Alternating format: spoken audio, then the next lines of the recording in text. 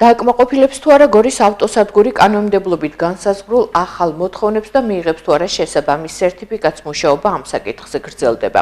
დღეს გორის მუნიციპალიტეტის საკრებულომ კარალეთის ავტოსადგურის განთავსების მიზანშეწონილობის შესახებ იმსჯელა და დადებითი დასკვნა გასცა.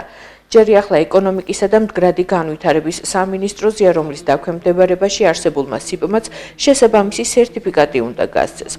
გორის მუნიციპალიტეტის საკრებულოს წევრები მიიჩნევენ, რომ გორის ახალი ავტოსადგური ყველა ინფრასტრუქტურულ მოთხოვნებს აკმაყოფილებს. ცვლილებების თანახმად ავტოსადგურები თანამედროვე ვიზუალითა და უსაფრთხოების პირობებით უნდა იყვნენ მოწყობილი. ავტოსადგურებში ელექტრონული ბილეთების სისტემა დაინერგება. იქნება ბაქნები, სამედიცინო ოთახები, ბავშვთა და დედათა ოთახი. ასევე მძღოლთა მოსასვენებელი ოთახი.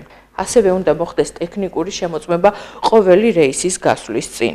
მნიშვნელოვანია ასევე მძღოლთა გადამზადების თემა. ახალი რეგულაციების თანახმად მუშაობის გასაგრძელებლად ავტოსადგურებმა 1 ივნისამდე სავალდებულო 5 წლიანი სერტიფიცირება უნდა გაიარონ. სხვა შემთხვევაში მათი მუშაობა უკანონო იქნება. კანონში შევიდა ცვლილებები, რომ ყველა ავტოსადგური უნდა იყოს სერტიფიცირებული და მოწყობილი უნდა იყოს ინფრასტრუქტურა.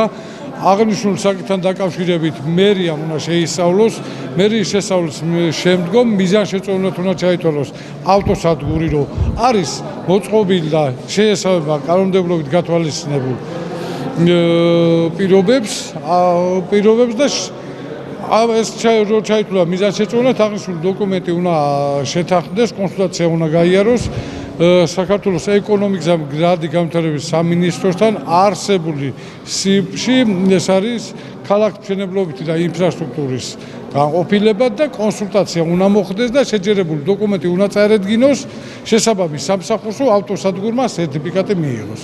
განიხილა აღნიშნული საკითხი კომისიამ, დადებით დასკვნა იქნა დადებული და საკრებულოს დადებითად იქნა შეფასებული.